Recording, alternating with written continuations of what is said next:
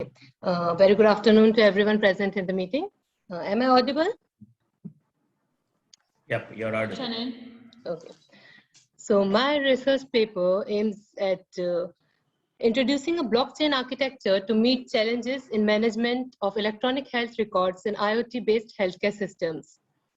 Myself, Maria Arif, and the co-authors of this paper are Dr. Sunita Verma and Mrs. Megha Kuliha, who are head of IT department and assistant professor of IT department respectively from Sri GSITS Institute of Technology and Science, Indore, Madhya Pradesh, India.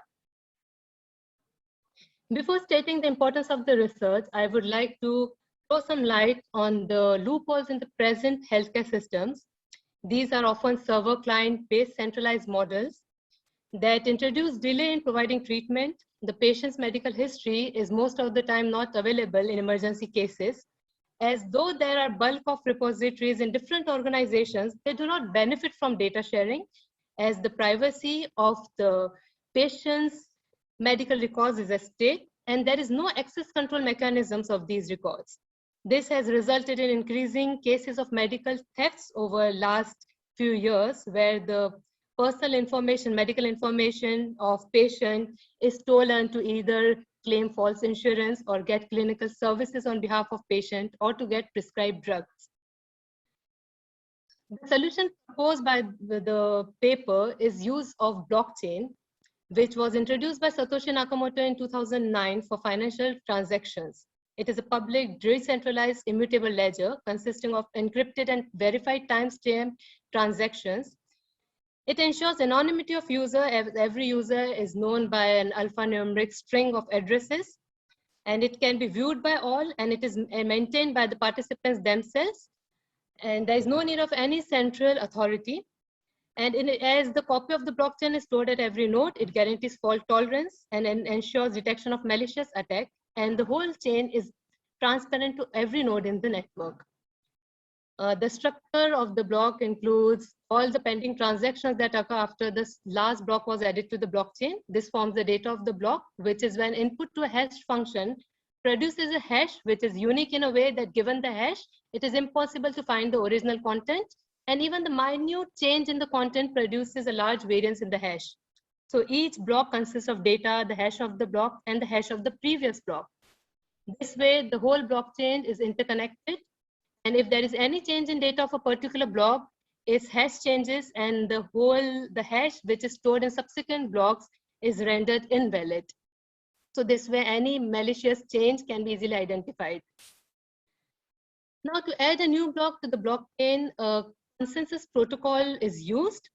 Most of one which is used in most of the implemented blockchains is proof of work, where all the participating nodes try to solve a complex mathematical puzzle, which is in a form that they have to find the value of a variable nonce, such that given nonce data hash of the previous block, when it is function to a hash function, when they're input to a hash function, it should produce a hash, say starting with 4 zeros for a complex puzzle, for say starting with 5 zeros for a more complex puzzle, and the one who finds such a nonce first and is able to solve the puzzle gets a chance to create the block and sends the block to everyone else in the network to validate. And after the majority of the nodes accept the block is added to the blockchain.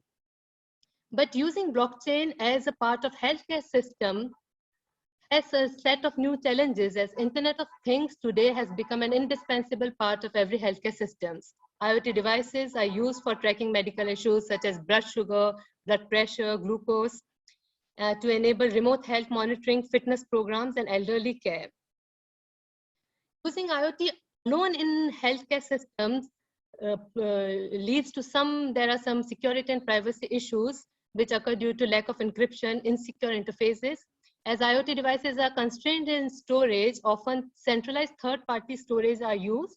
There is weak software protection, inadequate authorization, and the data mutation policy, where the data is stored at the centralized party, is solely trust-based, and there is a lack of common standard for security. So the objective of the paper is to integrate IoT with blockchain for a secure and transparent storage of EHR allow control access to the data, ensure data integrity and immutability, enable data sharing among various organizations, enable remote patient monitoring and meeting, and doing so, it should also meet the challenges which is imposed by constrained IoT devices. These challenges include IoT devices are computationally constrained, whereas the blockchain protocols are usually computationally expensive. IoT devices are resource constrained, and mining requires a lot of resource. IoT devices, they require low latency as the data is generated at a faster rate. On the other hand, to get validation from all the existing nodes, the blockchain protocols usually take around 10 minutes for a new block creation, and they are highly latent.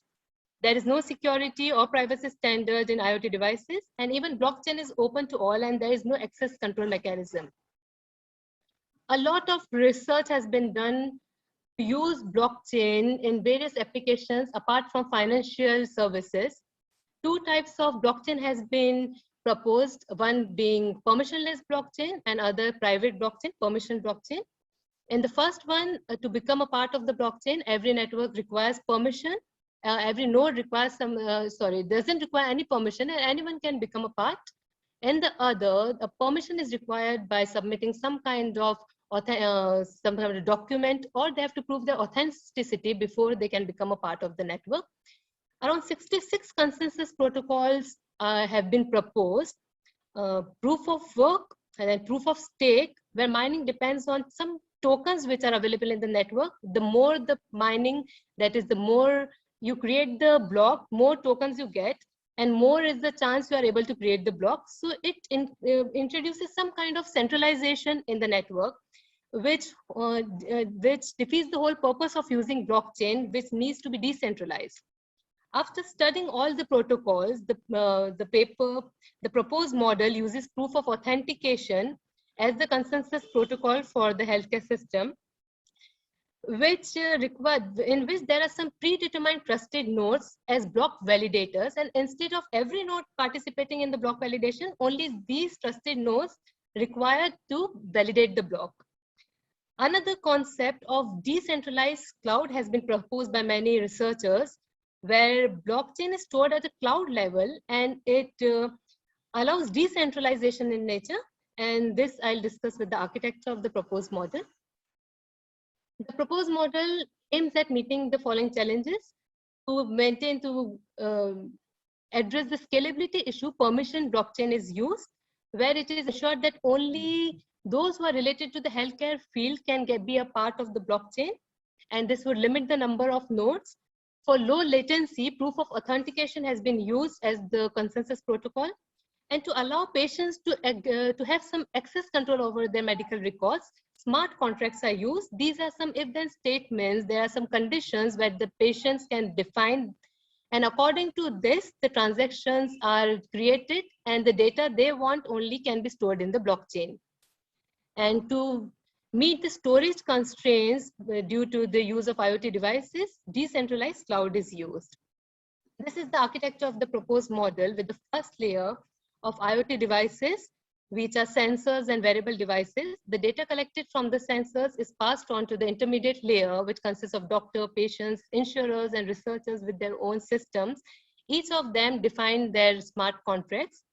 After the transactions are created, blocks are generated, consensus protocol is performed, the block that is finally created, instead of storing the whole blockchain at every node, the blockchain is stored at the cloud server. And a hash of every block that is created at the cloud is returned back, and every node at the intermediate layer just keeps a chain of hashes of the block. So if there is any change in though the cloud is centralized in nature, even if there is any change in, say, block 1's data, the hash of that block will change, and as the hash of all the blocks is stored in the intermediate layer, so this easily any change could be identified. So this way, even though cloud is centralized, it produces decentralization using the cloud when the blockchain is stored at cloud level. Every node has an address, its own public and private key for encrypting the transactions. Every node has a trust value. It has the addresses of all other nodes in the network, their public keys to validate the transactions they get from them. list of all the validators in the network, and hash of blocks that are stored in the blockchain at the cloud level. Each node defines a smart contract that consists of access rights, time periods, threshold value of sensor data. For example, the patient wants to record only the BP if it is higher than say 200. So he can define it in the smart contract, and only if the threshold value increases, and according to the smart contract, the action is taken and the transaction is created. So when these transactions, all these pending transactions then create a block, which includes the index, timestamp, hash of the previous block, and the hash of the block. This is the workflow. When the patient registers, or the doctor, researcher, insurer, when they register with the system, they generate a public and a private key pair. They define their own smart contract and register the IoT devices. Once they register with the backend server, they receive a list of all the validators in the network, the public keys of all the nodes, and they are initialized, the trust value is initialized with 0. The data from sensor is continuously read, and it is checked against the threshold value. And accordingly, a transaction is created and added to the pending transactions. When the block is created, a new block is created with all the pending transactions. Now this block is sent all the validators in the network. Now, instead of sending them the new block to everyone in the network, as in the proof of work or in most of the blockchains, the proof of authentications requires sending the new form block only to the validators that are already trusted. So these validators have an initial trust value of TH. They have some initial trust value, and that trust value is not initiated to 0. When they receive the block from other nodes, they validate the block using the public key of the sender. They check the index as expected, the hash, and the hash of the previous block. When it is validated by the majority of the validators, only then the new block is added to the blockchain stored at the cloud level. At the same time, the hash is returned to the intermediate layer so that each node at the intermediate layer can maintain the list of all the hashes of the block that are stored at the blockchain. Now it seems that the concept of validators would again bring in some centralization. But to ensure that there is no centralization, after every successful validation, the trust value of validator is increased by 1, and fake validation, that is, if the block is validated by all users and only 2 validators doesn't accept the block, or vice versa, if it is rejected by everyone and only 2 accept the block, then their trust value is decreased by 1. And if finally the trust value decreases below the threshold for any validator, then it becomes a normal node and a new validator can be then appointed. To ensure that proof of authentication is apt for using blockchain with healthcare models, healthcare systems, 2 models of blockchains were implemented to securely store and manage simulated EHR transactions. The first model used proof of work, and the second used proof of authentication. The results were recorded in the table with different number of nodes and different number, with 50 transactions every time. And the time was calculated with proof of work and proof of authentication. And the results shows that proof of authentication is almost 45 times better in terms of execution time as compared to proof of work. And even as the number of nodes increases, when proof of work, the time increases, with respect to the number of nodes, the time almost remains the same, and it takes a very less time. The proof of authentication takes very less time for validation and creation of a new block. So here I conclude that using this architecture would provide many features, including confidentiality, which is achieved due to encrypted end-to-end data transmission, availability of data, as every node keeps a record of all the transactions, immutability, because once a block is added, data cannot be modified, traceability, as there is a record at every node from the beginning, any transaction can be traced back to origin, protection against fraud due to use of proof of authentication and centralized structure, data integrity, access control using smart contract, transparency, and non-repudiation. So this would allow sharing of electronic health records among researchers, patients, healthcare providers, and different organizations. And this is the need of the hour in this COVID-19 pandemic, where especially researchers can benefit from getting the information of, okay, they can find what medicine the patient had and what their result was, and everything could be open to all.